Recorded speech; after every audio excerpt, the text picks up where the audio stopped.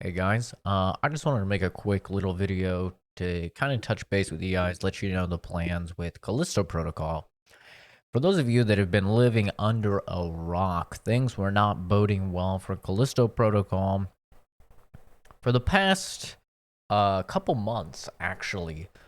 So Callisto Protocol, obviously Glenn Schofield, the creator, the mind behind Dead Space 1. He worked on Dead Space 2 as well. Of course, Dead Space 1 and Dead Space 2 are some of my favorite games of all time. If you actually add up all the hours I have across Dead Space 1, 2, and 3, it's right around 800 hours. So I've put a ton of time, and barely any of that is Dead Space 3, just so we're clear. Probably only like 40 hours are in Dead Space 3, but I've put a lot of time into Dead Space 1 and 2. Absolutely love them from the bottom of my heart. So I was very excited for Callisto Protocol, and I've been following it for years since the Video Game Awards had the trailer for it. And unfortunately, um, things did not really look that great for the game. So it used to be part of like the PUBG universe, which was very weird. It was kind of like a spin-off game. It seemed like they were trying to elaborate on the PUBG world, and they ended up scrapping that, thank God. But then there were some weird things, like all of the footage that they were showing of the game was always 30 FPS, which was a little weird. Most of the time they'll show, some 60 FPS footage, but almost all footage was 30 FPS, which was definitely a little funky. Then on top of that, um, they announced that they were going to have a season pass, but when they were asked what the DLC was going to be, they just straight up said, "We have no idea." That is not good, man. That does not bode well. They were like, we're gonna leave the game open so we could do more single player stuff, but we might not. So what the fuck are you selling a season pass for if you don't even know what the DLC is, right? And this was several months before the game came out.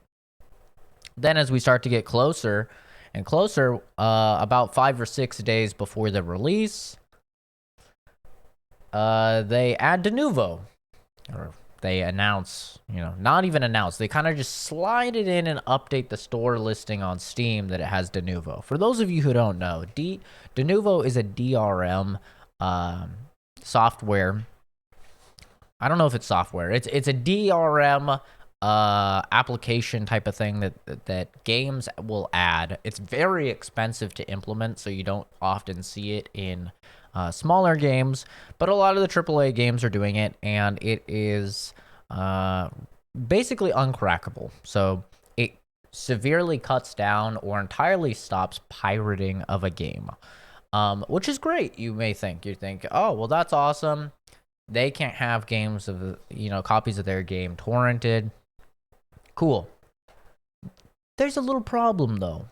It's notorious for causing a plethora of performance issues in games. Digital Foundry did a wonderful video on Resident Evil 8, which had de novo and still has de novo, and they applied a crack which removed the de novo, and they tested both of them with the de novo on and de novo off, and it was literally night and day. I mean, we're talking sometimes the game dropped down to 17 FPS with de novo when it was just chilling at like 110 FPS with the crack and no de novo. So I'm not being dramatic or anything when I say de novo seriously fucks the performance of a game.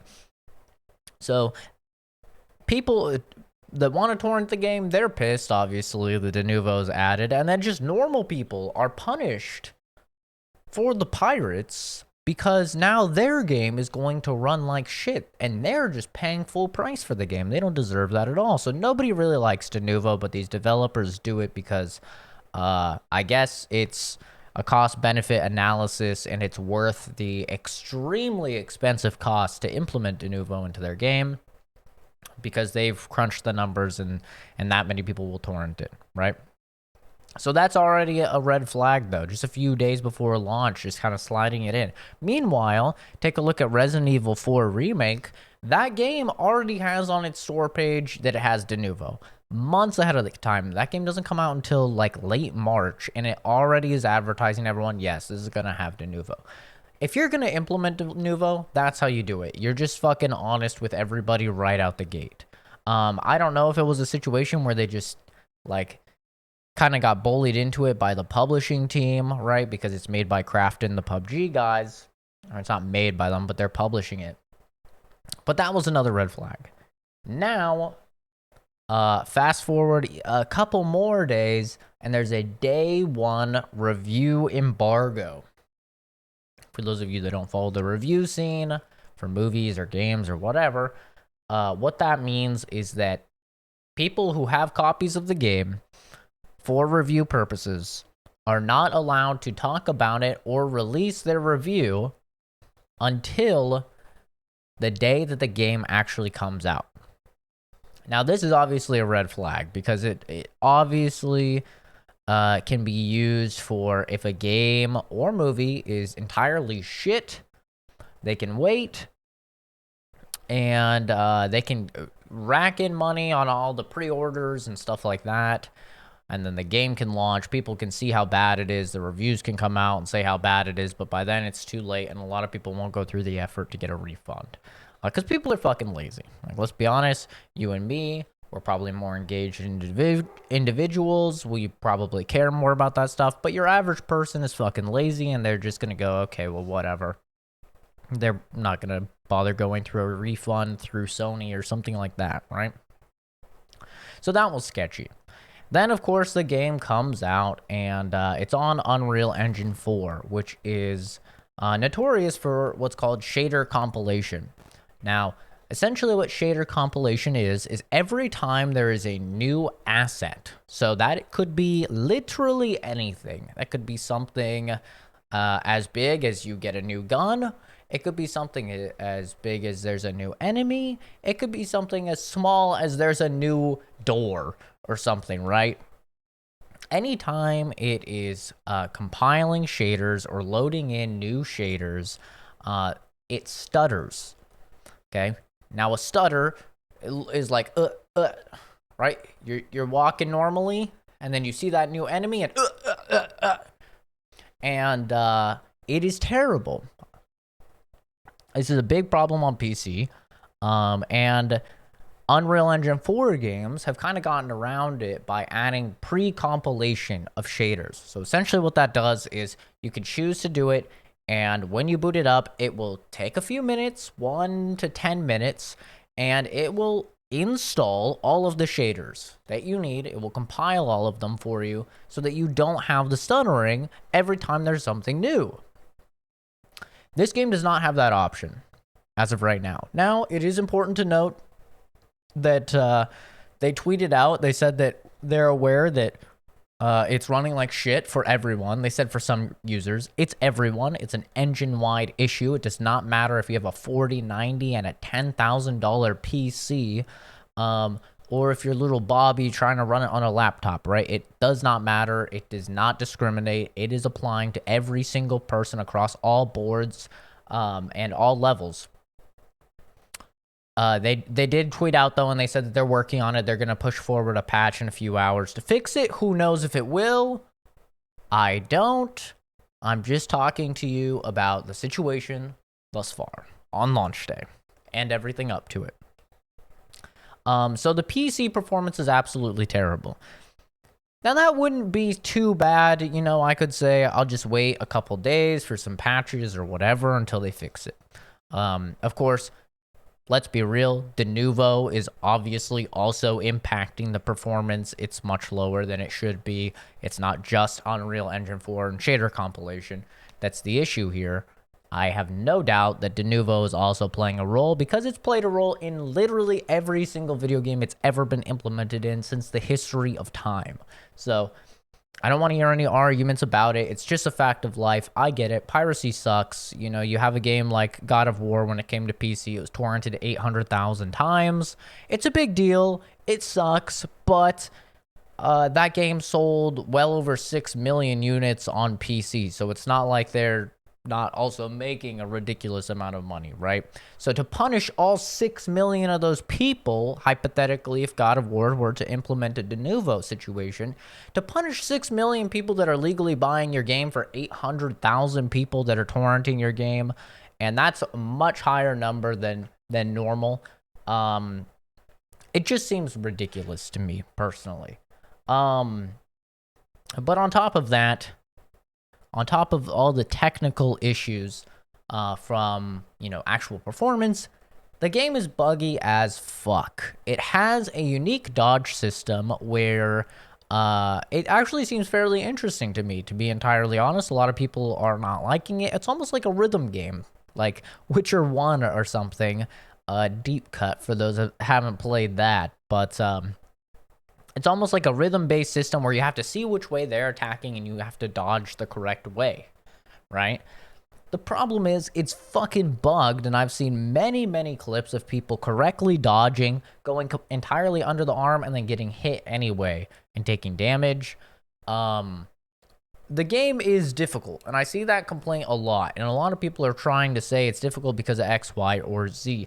I'm totally fine with the game being difficult. However, you should not be punished for hitting a correct dodge, and on top of all of that, there are just some game-breaking glitches. There's some really game-breaking glitches.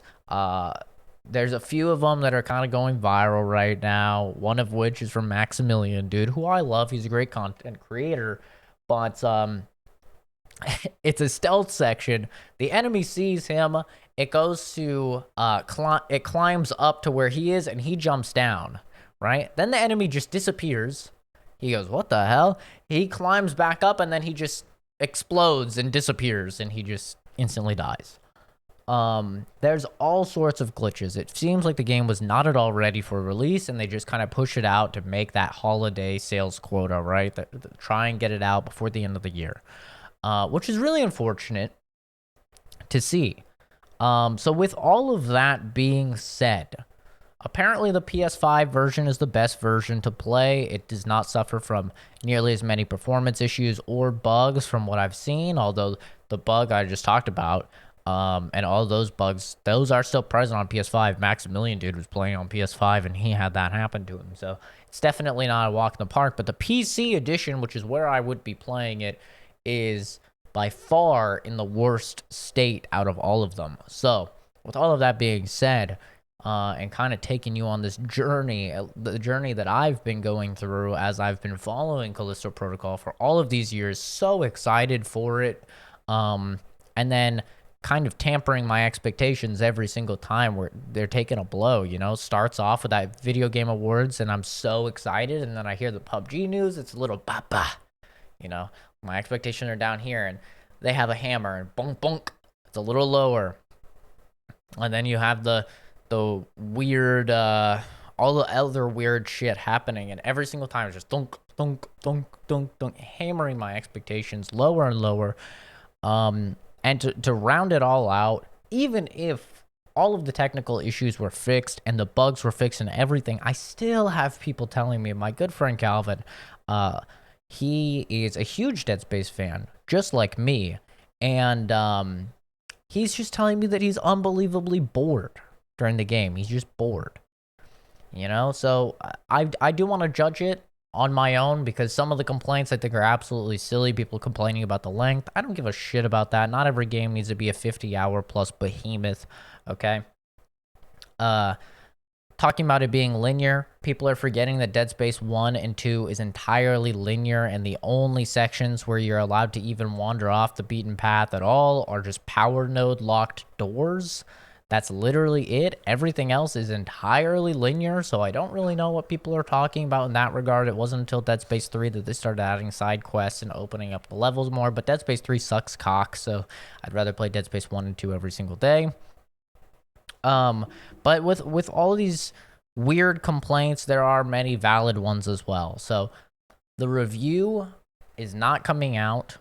And the playthrough is not coming out until I know at least that they have fix the technical difficulties. This is very much a Cyberpunk situation for me, where I do not want to go in, tarnish my experience, and then come back to it 2 or 3 years later, when I'm actually playing the finished product. I'm going to wait. I'm going to wait to play it so I can have the most unsullied experience and I can judge the game for what its actual content entails. And it is unfortunate and upsetting that these developers are forced to push these games out before they're ready, despite all of the crunch and everything that they have to endure, just because the publisher, and who knows, maybe that's not the situation here, but 99% of the time it is, especially in a situation like this with Crafton. It's just upsetting that people like Glenn Schofield that seem like genuinely good dudes that are very passionate about the project. If you watch their documentary series on the Ars channel, then you'll know these guys are very passionate. It's not something that you can hide or fake. These guys are passionate about their work, and it just seems like the publisher with Crafton forced them to get the game out before they were ready. So it's a bit of a bummer, but to be honest with you, I have a million games I need to play. Like, I still need to get through Plague Tale Requiem, which I'm having a great time. I still need to start and play through all of Evil West. I need to finish Metal Hellsinger. I need to finish up with the content available for, like, Slime Rancher 2. I still need to play Final Fantasy VII Intergrade, because Final Fantasy VII Crisis Core is just around the corner here. So I have plenty of shit to play. I'm not crying about the fact that, I'm going to have to wait a little while to play Callisto Protocol, but I just wanted to let you guys know that if you were, waiting to see my playthrough or waiting to see my review as somebody who is extremely passionate, not only about the survival horror genre as a whole, but about Dead Space in particular, a super fan, if you will, that's played the games literally over 100 times, if not hundreds of times, doing various challenge runs and replays and various difficulties and just having kind of fun with the game and all of the content available, speed running as well. I've done it all really when it comes to the Dead Space series. So if you were interested in seeing my review or my content about it, just know it'll be down the line once I have confirmation that all of the bugs and the performance are fixed. So it is what it is. Luckily, it's a game I don't really give a shit about spoilers for, so I'm not gonna have to fucking dodge those like I was doing with God of War. But yeah, that'll do it for me. Thanks for watching. Have a good one, everybody. Take care, and have a good one. Bye-bye.